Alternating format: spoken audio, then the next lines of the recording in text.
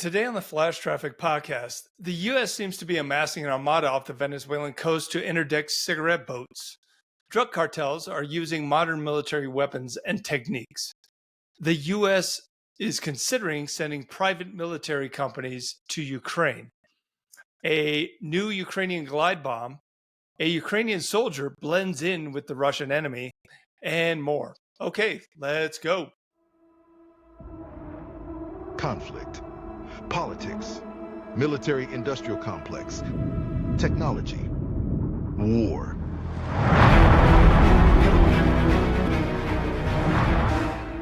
The Flash Traffic Podcast. Let's start with Venezuela.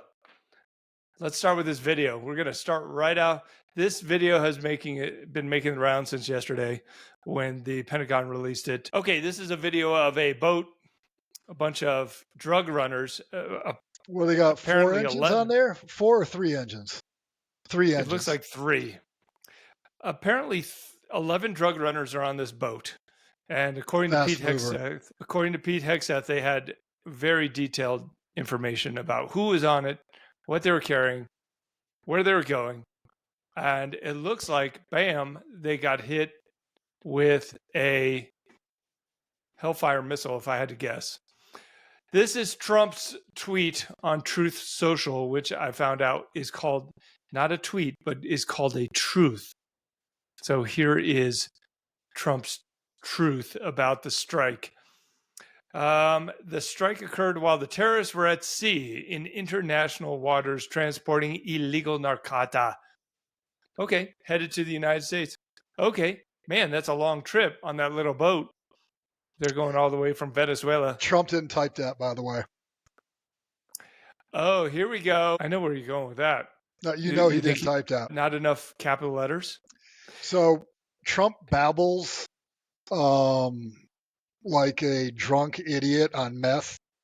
You know when there's something he wrote on a tweet and when he didn't. He didn't write that. It does seem very non-Trumpish. Do you know why that is? Because he didn't write it. So right. Well, Trump babbles like a 6-year-old idiot on meth. So that's how you know when he does it. You know when he doesn't do it, when it shows some kind of cognitive cohesiveness, you know he's got another guy writing his stuff for him. Someone else wrote this FYI. There are, of course, rumors floating around for the last, 5 days that Trump is both either severely incapacitated, dead, had a stroke. But here he is yesterday. Let's watch this video. Here's Trump yesterday talking about the Venezuela attack. Just over the last few minutes, literally shot out a boat, a drug-carrying boat, a lot of drugs in that boat. A lot of drugs. And you'll be seeing that, and you'll be reading about that. It happened moments ago, and our great general, head of the Joint Chiefs of Staff, who's been so incredible, including. Okay, I'll stop it there because he goes off on a weave, a Trump weave. Reports of his demise are greatly exaggerated. He's alive and fine. He looks fine. Anyways, maybe he was sick. Maybe that. he got COVID. He didn't tweet that. He had another minor stroke, whatever. But yeah, you can tell when it's not a babbling marsupial idiot on ketamine that he did not type it himself. It's obvious. He could look.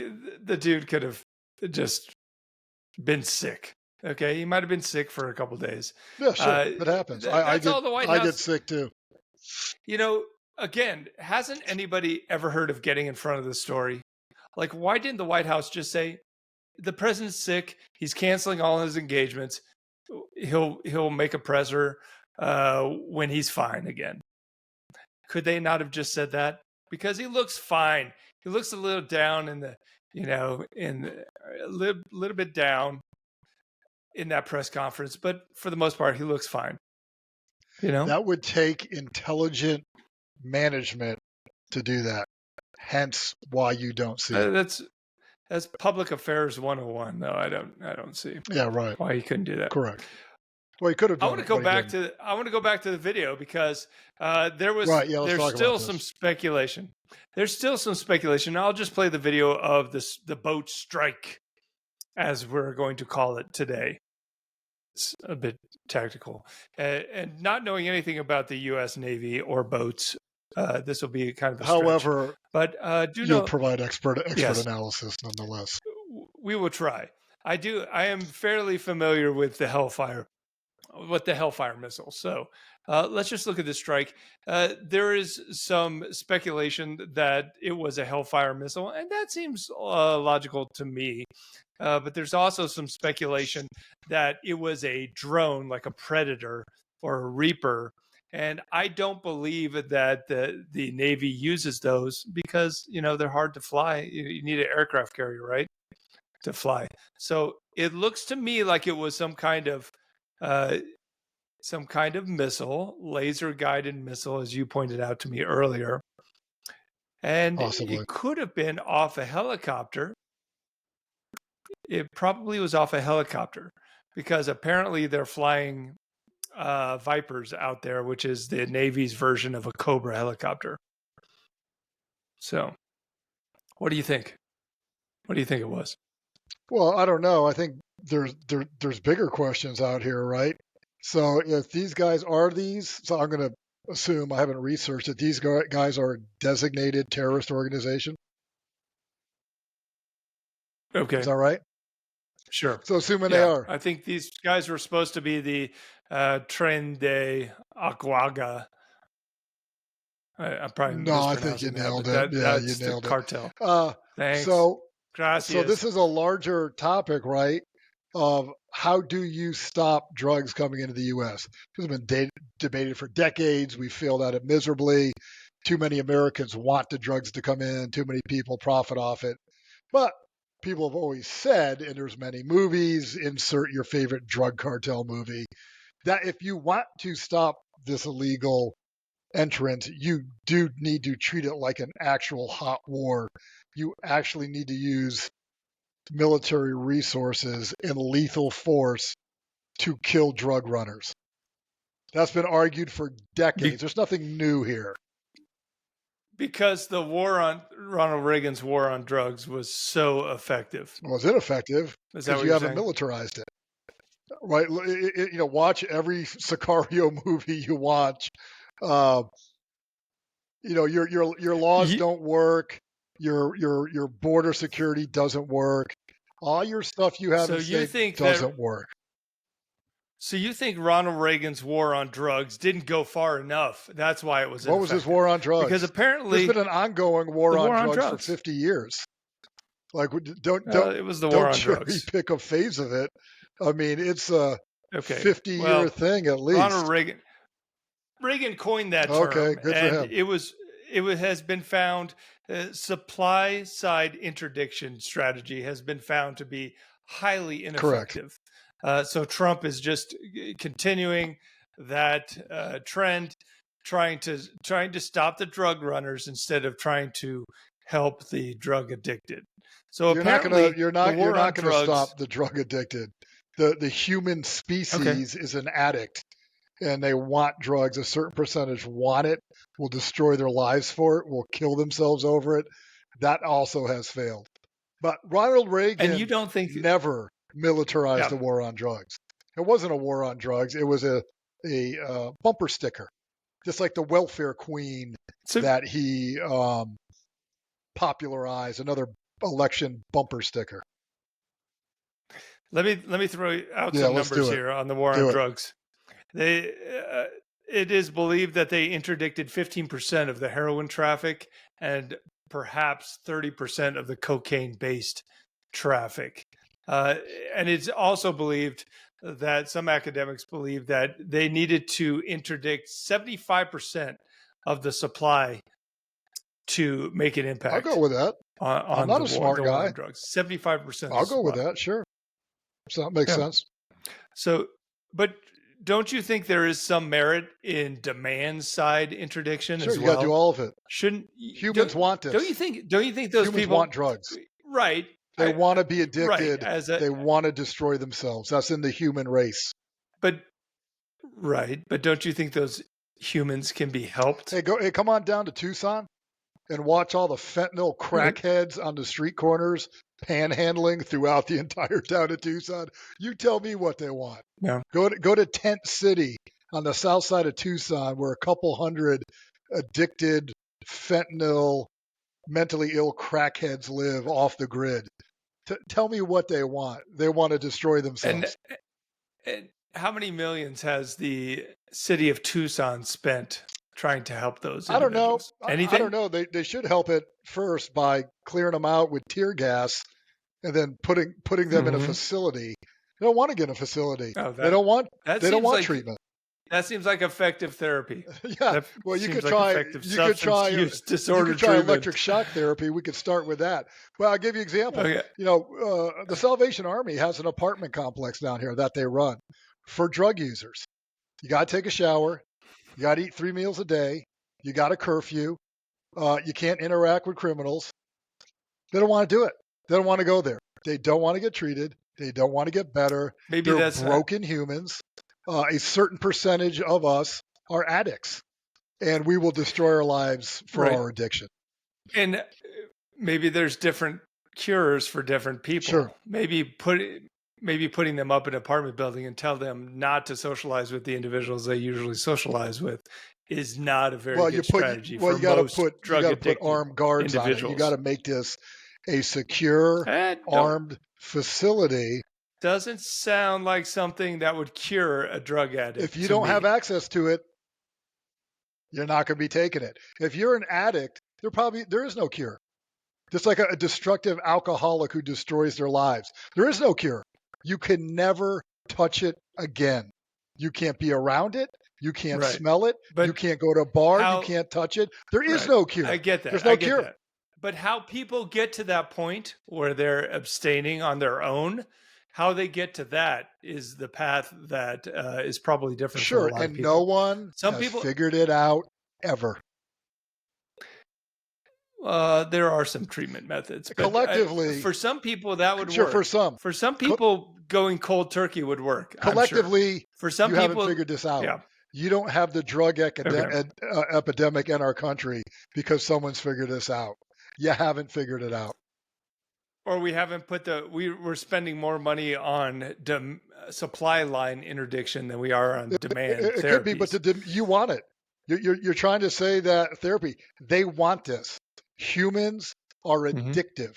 They've got a certain percentage of the human species is an addicted animal. They want it. Well, I'm just going to say the war on drugs was not very successful to this point. It is not till this day. This seems like the war on drugs, part 2. Although some supply side therapies and programs have not, in my opinion, been very successful either. Oh, clearly it hasn't. We're 50 years into this. Nothing's been successful. From 2022 to 2025, apparently San Francisco spent $91 million in substance use disorder treatment. It doesn't seem like it's working for most drug addicts in San Francisco. So there is an argument that you need to actually conduct a war on drugs. You must target cartels like Al-Qaeda, and you need to destroy them. You need to kill them. Hellfires, bombing, HIMARS, special operations raids, you actually must destroy them as a structure. Calling it a war on drugs and you do nothing that resembles an actual war is political bumper sticker bullshit. So some people argue for this and want this. And that's part of the process of designating people a narco-terrorist organization. And Mexico has fought this, where when you do this from our legal process, this allows you to initiate lethal force. They're a designated terrorist organization, and we say we can kill you anywhere at any time. People argue that you should be doing this, and you should be doing a lot of this. Mexico's not too excited about that idea of American force. Correct. Let's see what little Petey Hegseth has to say about that. I watched it live.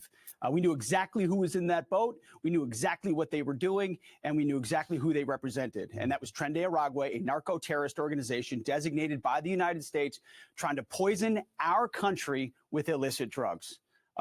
Last year, under the Biden administration, all 4 years, 100,000 Americans died from drug-related from drugs, from the use of drugs, many of which poured in from Central and South America through our southwest border. Now, we're sealing the border, but President Trump is willing to go on offense in ways that others have not been, and to send that clear signal to. Okay, sounds like more is coming. Sounds like the war on drugs is just ramping up. I love how he said he sealed the border. I guess we'll see. Really? He's really sealed the border? That's interesting. More political garbage from Hegseth, the unqualified might be too early. SecDef who couldn't run a lemonade stand if you paid him to. Way too early to but this is political on stealing the nonsense. You're targeting Venezuela, good for you. Unless you're targeting every cartel in Mexico, you are doing nothing. Right. Nothing. Well, this whole thing, before I get into a little bit of going in the Wayback Machine and talking about Panama. Oh, come on, dude. That's definitely in the 80s. Some parallels. Definitely some parallels here. I want to go back to the boat video one more time, because I have something that you need to pay attention to. Oh. I want you to look at this one thing. Look at right here. See how the video changes from here to here? Is it like, so did it go from black and white to color? Well, not necessarily, but yes, from the strictest definition. But apparently this strike took place in the morning, Venezuela time. And guess what they were using right here to conduct the strike? Guess what kind of visual electro-optical equipment they were using to surveil the strike? Can you guess? Can you guess what they're using right here during the morning hours? No. What kind of electro-optical sensor do you think that they're using right infrared? Here? During the daytime. You can use infrared during the day. Yes. No, they're using daytime thermal. Look, they're using daytime infrared. Okay. So can we lay to rest the argument that people don't use thermal in the daytime? Who said that? Can we finally put that? You said that. That what? Many times. That people don't use thermal in daytime? Yeah, they do. Okay. Don't make me go back and pull up the recording. So is this like what you've stuck in your brain for 3 months to try to make an argument that people don't use thermal during the day? Yeah, they do use thermal during the day. We know that. Wait, no, don't try to turn it around me. We know that. On me. My argument is what? What is your argument? Is that they do use thermal during the daytime. Your argument is no, people don't really use that. They don't like to use thermal during the day. Never made that argument. The there U.S. are day-night cameras that are used 99% of the time. Thermal's used at night for a reason. I know that's a deep conceptual leap for you to make with your PhD from who the fuck knows what from George Mason. I don't know what you studied. That's great. Sure, you can use it during the day. You primarily use it at night because day-night thermal imagery. No, you didn't. You studied your head up your ass. You can use thermal at daytime. Sure, you can. You can use a day camera at nighttime as well. Yeah, I got it. We're moving on. Yeah, We're moving on. Yeah, I just want you to know that when I find examples of thermal imagery being used during the daytime, I'm going to play it. I want you to. You need to. Because you're completely wrong, and you have to admit that you're completely wrong. You have twisted on a conversation from 3 months ago out of context. I have not. For some complete nonsense. It wasn't 3 months ago. All right. Yeah, good job, Hegseth. Let's talk about. Good job, Hegseth. Thanks.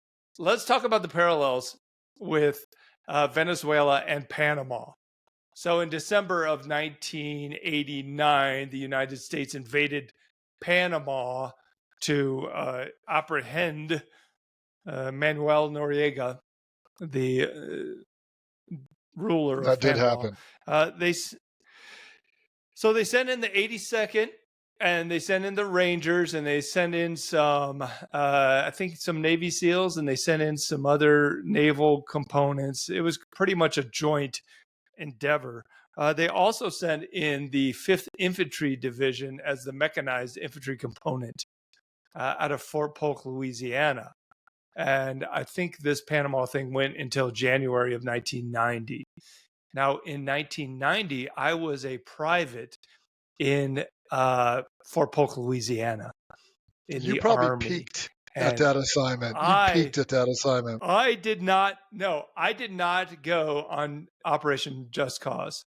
But I did, I had a lot of friends that did, and they told me all the stories of basically driving Humvees and through the, Panama City and just shooting up buildings. Yeah, that's impressive. what they did. I knew a guy in Ranger Bat who got shot in the ass jumping in. Really? So I went to selection. Special Forces Assessment Selection in November, December '89. A lot of the dudes from Ranger Bat who were trying out then did what they call Just Cause. And we would say, just because we want to.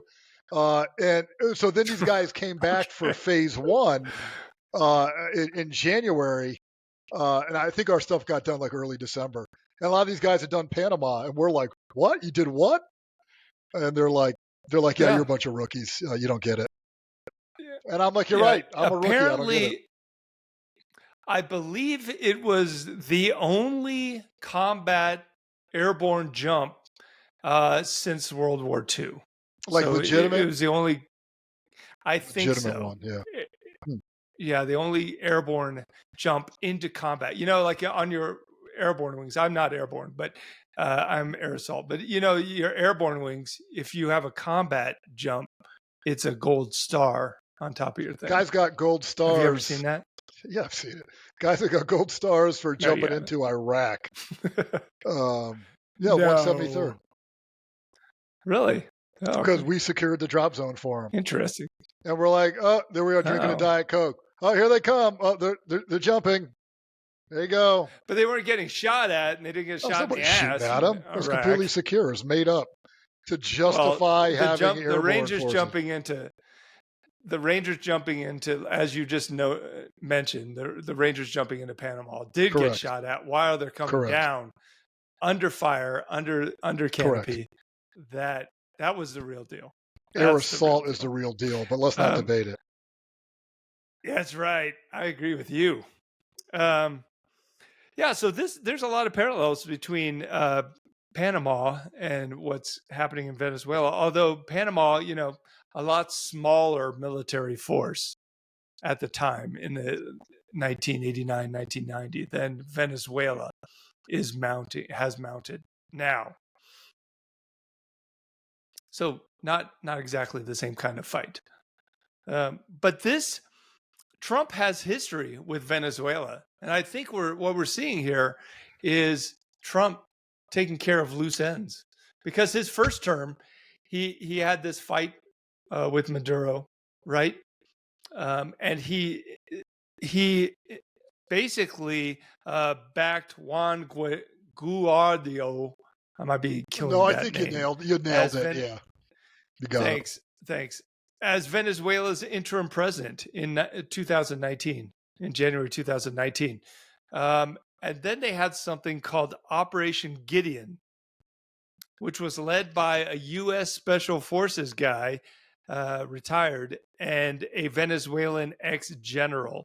The Special Forces guy was named Jordan Gadru, and the Venezuelan ex-general was Cleaver Alcala. Yeah, I might have killed that too. But that might have been their problem, having an ex-retired general in part of the planning. But as we know, that was terrible.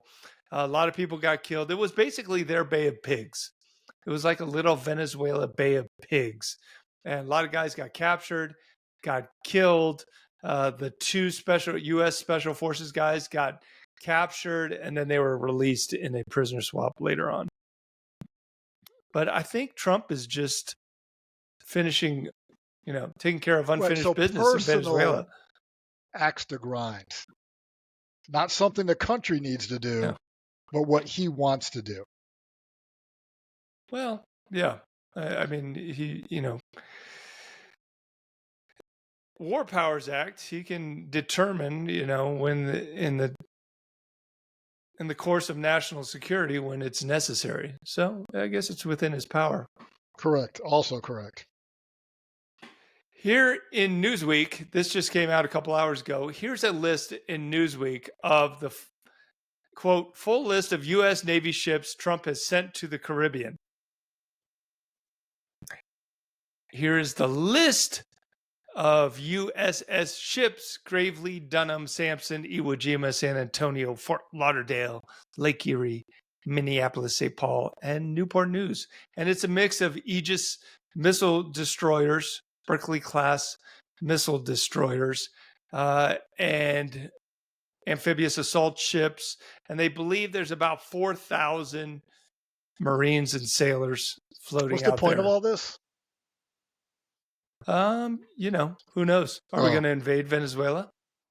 Show of force? Blow up fast boats? Cigarette boats off the coast of Venezuela? I'm thinking is that the probably, point? I don't know. I don't know what the point is. I think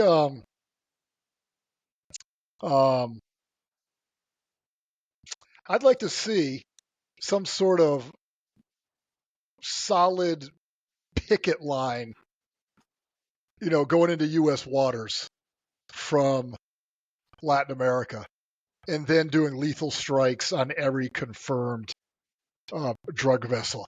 I'd like to see, how hard is that? We've never done it. How hard is it? How hard or easy is it to do surveillance over an area that large? It gets smaller as you get towards the... Like a naval blockade. You want to do a naval blockade on the entire coast of the United States. You don't need to do it with a naval blockade. There's something called drones, and you probably haven't heard about it. A drone blockade over the water? So not a blockade, Space Force guy. A continuous surveillance.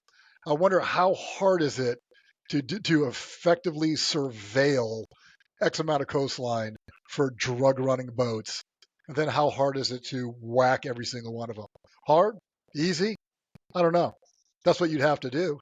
So Trump is saying, and Hegseth is saying that this is going to make a difference, that the world is on notice, no more drug running towards the U.S. or you will get blown up. So is that really true? Is that going to happen? Do they have the resource to make it happen? It's not a naval blockade. It is aerial surveillance paired with the ability to do a strike when you need to. Is that what we're doing, or is this just political theater? That's my question. That's all. Or maybe we're just invading Venezuela. I don't think one guy already tried, right? The dipshit who got arrested. Yeah. I don't think we have the number of troops that would be necessary to invade Venezuela. Of course you don't. We would need a lot. It would be like a desert. We'd have to stage in Colombia, right? I mean, we'd have to come across the border. We couldn't do an amphibious assault of Venezuela. I just don't think we have the naval capacity. You may be insulting the Navy. They may be like, you don't know. Maybe. I don't know shit about the Navy, so maybe I could be wrong.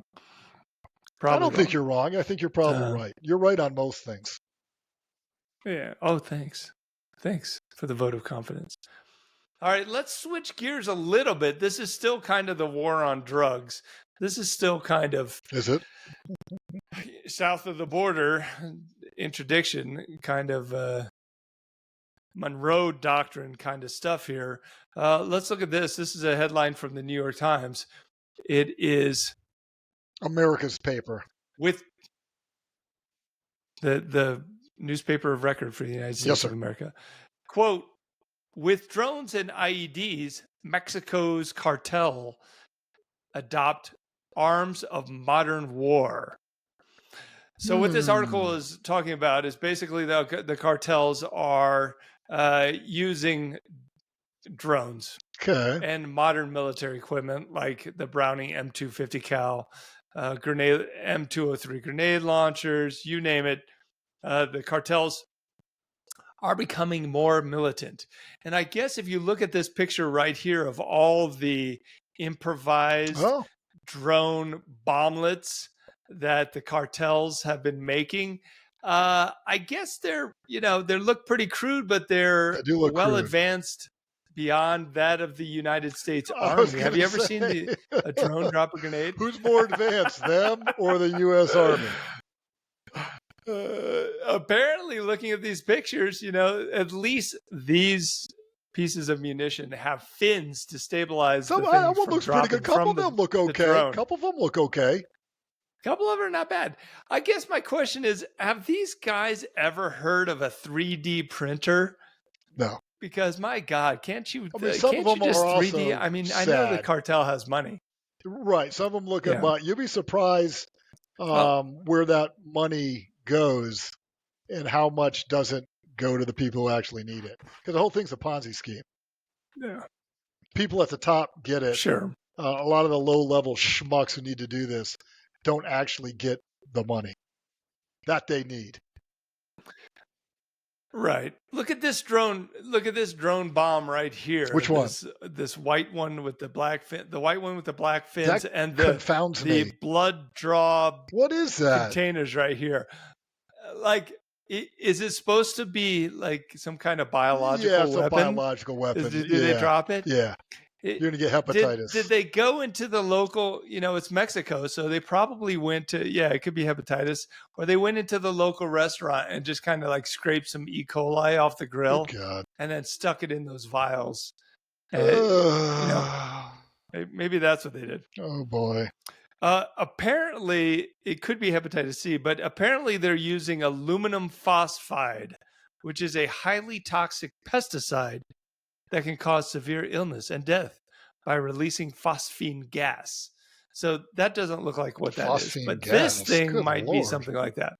Okay. Yeah, this little thing here looks like it might be. Trying to do gas is nonsense. The glass it dissipates. They use it World War I en masse with mixed effects. Okay, Al-Qaeda's tried using gas attacks and mortars and stuff. Okay, I got it. They're trying everything. They'll realize what works and doesn't. Hey, some of them are professionally done. Just blow people up. Some of them looks like a clown show, but some are professionally done. I don't think any of these are professional. They're dropping pipe bombs, basically. I don't think any of these are professionally done. Okay, look right there. Look at that black one on the right. This one. No, down. To the right. Yeah. This one. That looks like a professionally done. That looks pretty smooth. Better than anything the U.S. has. Still looks like it. That looks like a mortar round. It came right out of, like that doesn't look like they improvised anything with that. Well, it's a 40 millimeter so grenade I don't know where they top. got that. That's small. Yeah. But it doesn't, we've talked about this before, about my time in a bomb making factory in northern Ukraine on the border with Russia. It doesn't take much to build one of these with a 3D printer, a couple of nails, put in some nails and, a little bit of explosive material in the center. And then you've got an anti-personnel grenade from a drone. I don't know why the cartels have not just started 3D printing these things. Well, we talked about it before. It's interesting and, perplexing at the same time. How and why does an organization learn? Like, how can you not see Ukraine for 4 years and this is where you're at?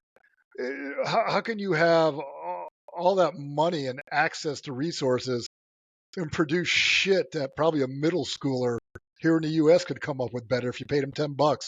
It's just interesting, fascinating, bizarre. How does an organization learn and not learn? Because it looks like they've learned some, but not all.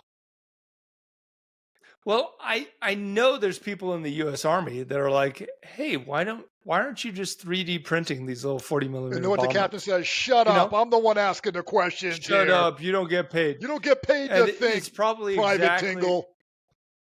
It's probably exactly the same in the cartels. Look, you don't get paid to innovate. Okay, we do the thinking for you. There's probably three guys in the Zetas cartel that are in charge of thinking about innovation and drone warfare. Or the dude thinking about us in jail in the U.S. because he's got nothing but time on his hands. In Florence. Why not? And the super max Florence, Colorado. That's where some of them go. Hey, let's talk about this. Let's switch gears a little bit, and let's talk about this story that's come out about Ukraine recently.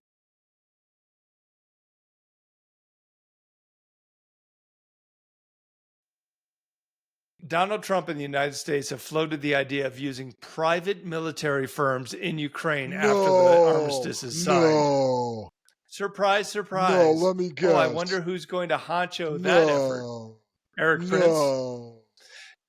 The title from the Kyiv Post here is, quote, U.S. discussing deploying private military firms to Ukraine, end quote. Yeah, no surprise there. More war profiteering. I think. And the U.S. taxpayer will pay for it. Yep. It's got to be cheaper to send a Blackwater type entity to Ukraine than it is to send the 82nd Airborne Division, right? Cheaper than sending active duty. Because you'd have to crunch the numbers, how much you paying them per guy, per day, annually. But they say that, I mean, obviously they get paid more in the short term, but you're not paying for VA benefits, retirement plan, 401k, blah, blah, blah. They say overall it's a little cheaper. Well, Eric Prince has got to be pretty excited about this. Oh, look at these guys all blacked out. Okay. Look, I've got an MP5. I do security. I've got 511 cargo pants in my hiking shoes. You like my Oakleys on my forehead, bro? They're ballistic. I have the ballistic Oakleys. Look at that. Yeah, those guys. Eric Prince has got to be happy about that. He had some. He was just putting a little bug in Trump's ear. Hey, we can do that job. Oh yeah, and we can get Europe to pay for it. How about that? We'll send private military contractors from the United States to Ukraine, and we'll have Europe pay for it, which is all fine and well until something goes south. And the first contact with the Russians and this PMC just goes crazy, shoots everybody and probably everything. Themselves, especially when the Russians are, got heavy everything. Like they may be, incompetent, but they got arty, they got heavy, weapons. If they want to shoot or open fire on you with an Iskander or something, and you're running around with, plate carrier and your MP5, that's why you get into some peacekeeping problems with private security guys who are not equipped like an army. Well, not even like a BM-21 strike or something massive like that. Just some of these drones are carrying just god awful large amounts of C4. If you could lose 20 guys in one shot if they're in a building. Oh yeah. You could. Remember, we lost 3 contractors on the bridge in Iraq, and everybody was up in arms. Right? What if you lose 20 in a building somewhere in Izum? Right? I believe, and I've seen videos of it. I believe Azov, and I'm sure others, are using 155 arty rounds. They're dropping them. I've seen them rigged already. Yeah, that's possible. They should have done that 4 years ago. I don't know why we're just seeing them now. But and also seen an Azov video with some of these explosions going that I don't think they're doing call for fire. I think they're dropping 155 rounds already from drones, and they're devastating, obviously, when they hit. It's about time. It's like several years past time. Should have been doing it years ago. What do you think? What do you guess the weight is on that? On a 155 millimeter artillery shell? So you shell? want me to just go off the top of my head how much we think it weighs? 100 pounds? Yeah, how much do you think it is? You've lifted pounds. One before. We've all lifted one. Really? Not that much. I'm way off. Wow, I would have said 50 okay. It's pounds. probably 50. No, you were right. How much is it? What? According to artificial intelligence, a standard 155 millimeter artillery shell, the US M107 shell, weighs approximately 95 pounds. I had no idea it was that much. That much. And if it's rocket assisted, then it's even more. That's a and the big Excalibur, munition. which is GPS guided because I guess those motors in the fin or whatever weighs 106 pounds. Wow, I didn't think it was that. That's impressive. I didn't think it was that heavy. It's a big round. Huh. Yes. So it's interesting seeing that Azov video compilation of their counterattack.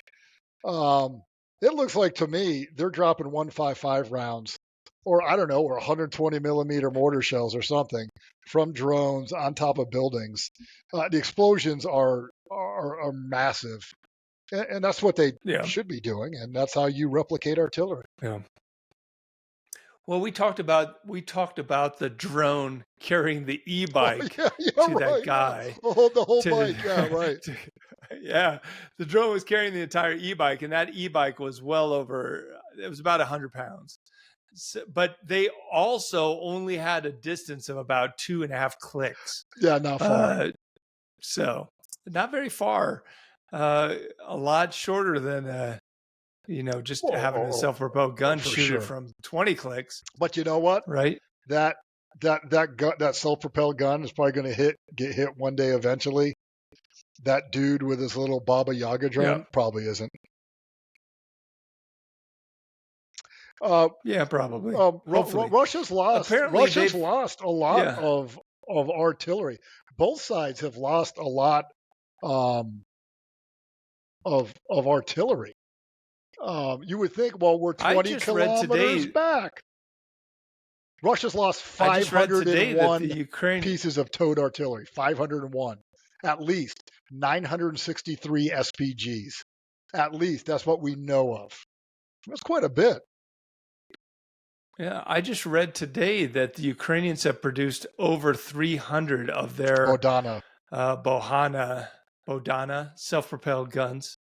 That's a lot. 30 a month is what they're I hope producing. They're doing that. I like that. That's interesting. You and I read the same article then. They need to do that. They need to produce their own stuff in their own country. It's cheaper, right? Everything they do, they can produce is much cheaper than anything the U.S. or the West can do. The U.S. just gold plates it and overprices it so Raytheon can make a buck. They got to do it themselves, and it's got to be cheaper. They must clean up their own corruption, though. Right? There's a lot of this manufacture goes out outside of Ukraine so that there's oversight, obviously for other reasons too. Just like Rheinmetall is the senior partner and their ventures with Ukraine, they're like, we're 51% majority owners. We're going to run this place. We're going to make sure it runs smoothly and not in a corrupt manner or in a German corrupt manner. Take your pick. Yeah, here's the article from the New York Times, and I'll put it in the show notes if you're interested in anyone's interested in reading it. Everyone is. It came out today in the paper version of the New York Times. The title of the article is "Ukraine Pursues a Weapon Buildup More Potent Than Any Security Guarantee." Agree 100%. Help I agree with that thought. I agree with that philosophy. The U.S. has failed Ukraine badly. The West has failed Ukraine badly, although picking up steam, like the research I'm doing, you can't say the West hasn't done nothing. You can't. You look at Rheinmetall itself is a freaking military industrial beast. Their hands are in every defense buy. Like their production is through the roof and everything. Tanks, IFV, gunpowder, shells, ADA. Oh, good Lord. It's through the roof. Europe's doing quite a bit. Could have done a lot more. Could have done a lot sooner. But everyone was caught flat-footed. No one was prepared for this. Well, nobody. We will. The West will be producing weapons at an accelerated rate for a long time. Hopefully, so will Ukraine. Because as I've said this many times on the podcast, I'm fearful that once the war is over, Ukraine is going to sit back on their butts and not do anything in terms of defense for a lot of reasons. I find that hard to believe and also counterintuitive, but I don't have a PhD like you do from a top university. I'm not part of the 1% so you just have to take my word oligarch class like you are. That's right. You just have to take my word anyway, for so it. now let me blow up what you said because it's pure nonsense. And the taxpayer got defrauded on paying for your education for so long. You think you're welcome. So actually, you are welcome. So you think Ukraine's just going to sit there and demilitarize and just play marbles now after having all these casualties and losing 20% of their land because you think Putin and the Russian Empire has changed? So now they're just going to chillax. I don't. That's what you think. No, I don't. But that's exactly what you just said. I don't believe that. No, I don't believe they're going to demilitarize and do nothing after this war is over.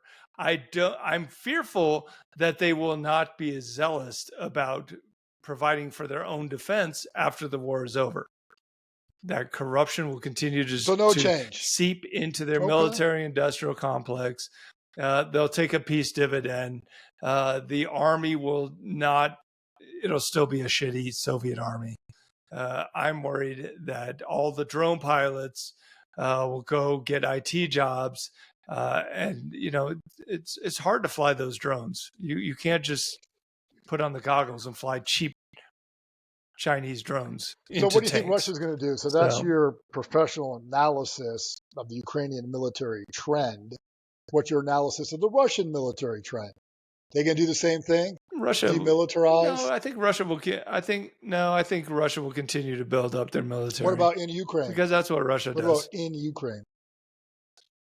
Oh, do you know before the Ukraine war, the Russian military was downsizing and did downsize, I think, by about 125,000 people? They cut positions. Do you know at the end of the Soviet Union, 1/3 of everyone in the military was an officer? You want to know why their army is so fucked up? Because it was 1/3 were a bunch of dipshit officers. There you go. And probably 1/3 of those were generals. Easily. And that's the real reason why Russia did so poorly invading in February of 2022. Russia was downsizing. They didn't have the money for a large military. That's why you had these battalion tactical groups. They couldn't afford to equip a brigade. They couldn't fit out the brigades with the equipment they needed. You got a battalion tactical group. It made some tactical sense, but also because you had to. You didn't have the equipment or manpower. One brigade equaled a battalion. That's how you got the BTGs.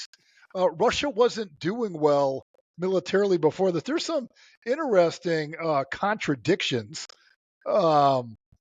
between like the build up to this war, but that showed you how Russia just thought they had this. It's going to be easy. They were fed nonsense by the FSB that everyone would just collapse and salute them, and Zelensky would get whacked by Spetsnaz teams in the first couple of days. They believed it. They thought they were just going to roll them, and they didn't need a big military. In 2010, I think that was the date of this report. There was a pretty well publicized report that said Russia is undergoing a rejuvenation of their military. So our military industrial complex used that report to justify increased spending,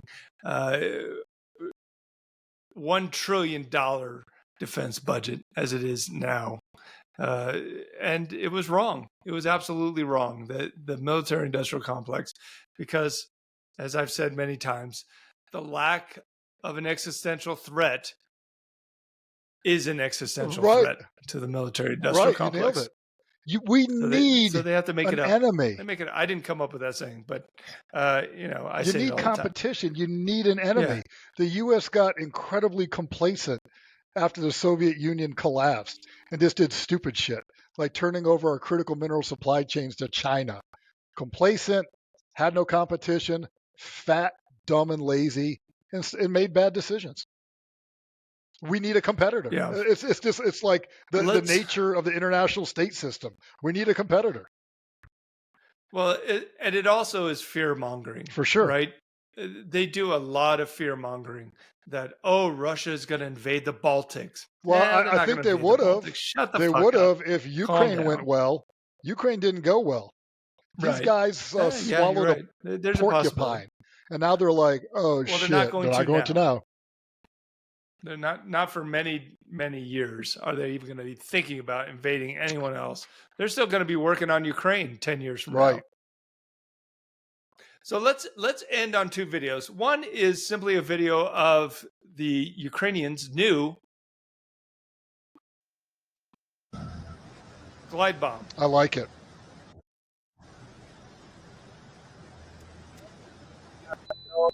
Their own version of the Fab 500 glide bomb. I like it. Conventional bomb. I'll turn off the music. Conventional bomb, 500 kilograms, with these large aluminum wings that pop out, and the bomb glides 30, 40 kilometers. Boop. So now Ukraine can sit way back behind the flot, and their Air Force can now lob these inaccurate, basically worthless So bombs. You're just making stuff up now. They're inaccurate how? Because of EW spoofing? Well, that's part of it, but just inherently, they're lofting these things 30 kilometers. But GPS they're supposed to be GPS guided. So it depends on your GPS. They're not JDAMs. These things are not JDAMs. But they're better. They're a step up. Than JDAMs, or they're better than the Russian glide bombs? They're better than what they had before this, which was nothing. Oh, yeah. Just dumb bombs without. Or the French AS Hammer. Sure, depending. Well, they're not better than that. I don't think they're better than any the French said, we're going to give Ukraine 50 a month. Hey, dipshit. They need 50 a day. France think they were big boys on the block with 50 a month. They need 50 a day. Look, I'm just saying I can't assume that the Ukrainian version of the Fab 500 is any better than, or much better than, the Russian version. And the Russian version is basically just random bombing across the border, 30 kilometers, just total horseshit. So good job, Ukrainians. Now you can, instead of precision bombing at the flot, now you too can sit 20, 30 kilometers away from the forward line of your own troops. But you have to. And just loft these things all day. You have to because of the ADA threat. Good luck. You can't get close enough. You do this because you have to. Well, Russia does this because they have to. Because nothing beats a patriot. You're going to get smoked. Now, they got to do this at scale. Yeah. You got to keep working to prove it. It's as accurate as the freaking Flamingo. How's the Flamingo any different? It's GPS guided. Don't know. We haven't seen it. We haven't seen it in action. I think they used it one time so far. But the Flamingo? That may turn out. Or the glide bomb. Flamingo may turn out, as far as I know. They've got videos of them shooting 3 at a time, dude. What do you mean you've seen one of them? Yeah. I've only had reports of one incidence of them using the Flamingo for strategic attack. So we'll wait and see. I think there's a lot of hype around the Flamingo. There's a lot of hype. V1. And Ukraine is notorious for hyping stuff. They're hypers. They like to hype things. Let's watch this video. Let's finish on this video because this is going around the Twitter idiot universe today. And so I wanted to play this. This video is graphic, by the way. I guess we should warn people that there is death and dismemberment in this video. It is of 2 Russians walking down a road who encounter a Ukrainian soldier also walking down the road. Let's just play the video. This is interesting.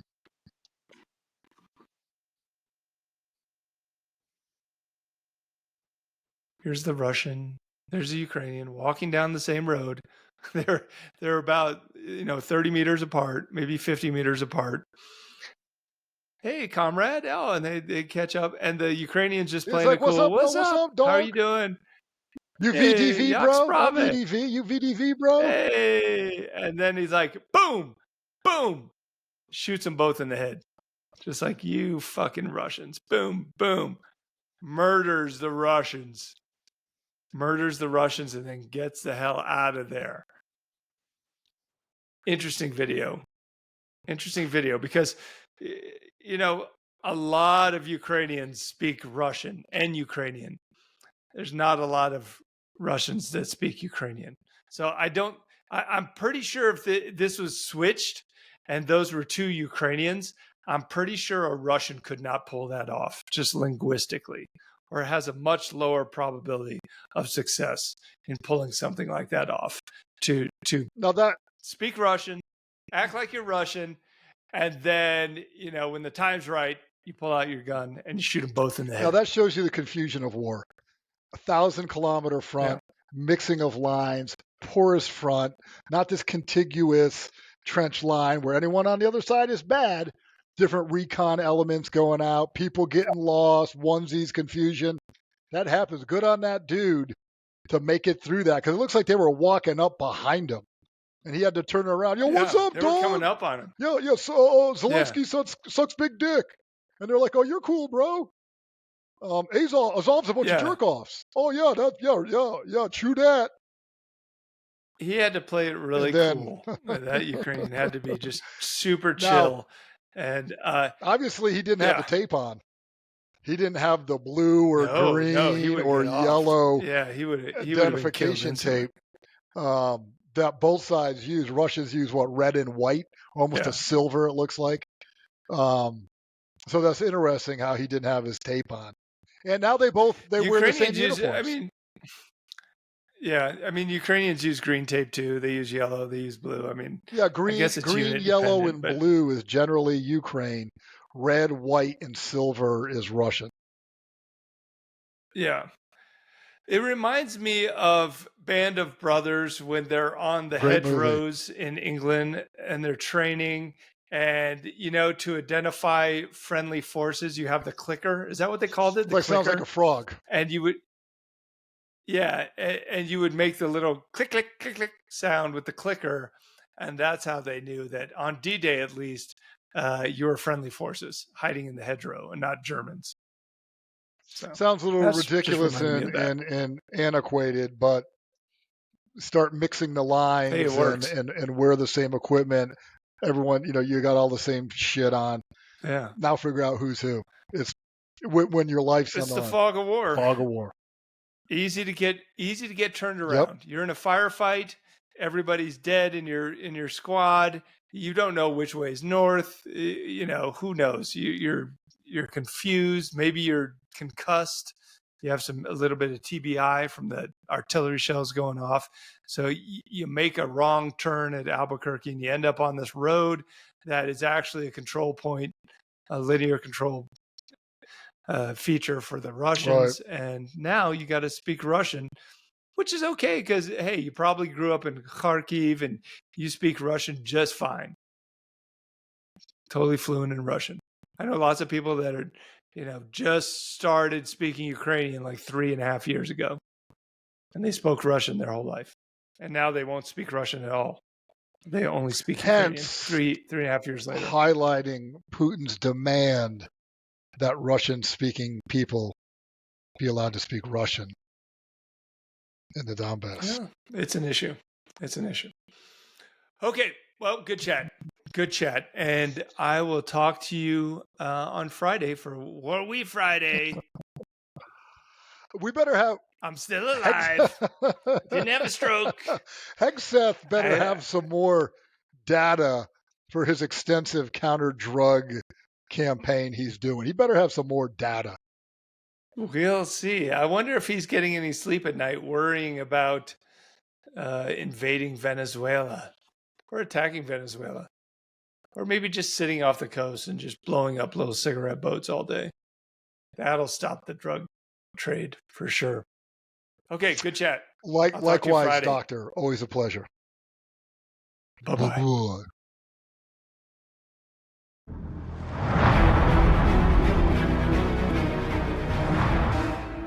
The Flash Traffic Podcast.